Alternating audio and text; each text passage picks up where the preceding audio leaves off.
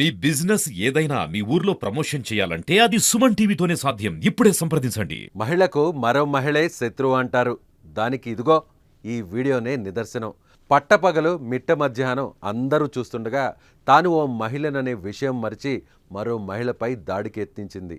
గొలుసులతో కట్టి మరీ దాడి చేసింది. ఈ ఘటన తెలంగాణలోని వరంగల్ జిల్లాలో చోటు చేసుకుంది. ఎంజీఎం హాస్పిటల్లో అవుట్సోర్సింగ్ ఉద్యోగి సుమలతపై యూనియన్ లీడర్ రాజమ్మ దాడి చేసి గాయపరిచిన సంఘటన స్థానికంగా కలకలం రేపింది. అవుట్సోర్సింగ్ యూనియన్ లీడర్ రాజమ్మ ఎంజీఎంలో ఉద్యోగం ఇప్పిస్తే తనకు ప్రతి నెల డబ్బులు ఇవ్వాలని సుమలతకు కండిషన్ పెట్టింది. అయితే డబ్బులు ఇవ్వలేదనే కోపంతో రాజమ్మ సుమలతను గొలుసుతో కట్టేసి దాడికి పాల్పడడంతో గాయాలయ్యాయి. ఈ ఘటనపై వరంగల్ పశ్చిమ ఎమ్మెల్యే నాయని రాజేందర్ రెడ్డి స్పందించారు. ఇలాంటి సంఘటనలు పునరావృతం కాకుండా అధికారులు తగిన చర్యలు తీసుకోవాలని ఆదేశించారు. అయితే గాయపడ్డ మహిళ ఫిర్యాదుతో కేసు నమోదు చేసుకున్న పోలీసులు దర్యాప్తు చేస్తున్నారు.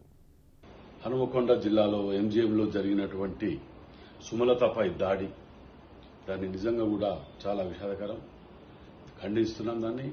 మరి అదేవిధంగా అధికారులకు కూడా చెప్తూ మేము రాజమ్మ ఎవరైతే గతంలో కూడా 2 ఏళ్ల కిందనే ఎంజీఎంలోకి తీసివేయడం జరిగింది, వారిని ఎంజీఎంలోకి రావద్దని కూడా గతంలో కలెక్టర్ ఆదేశించడం జరిగింది.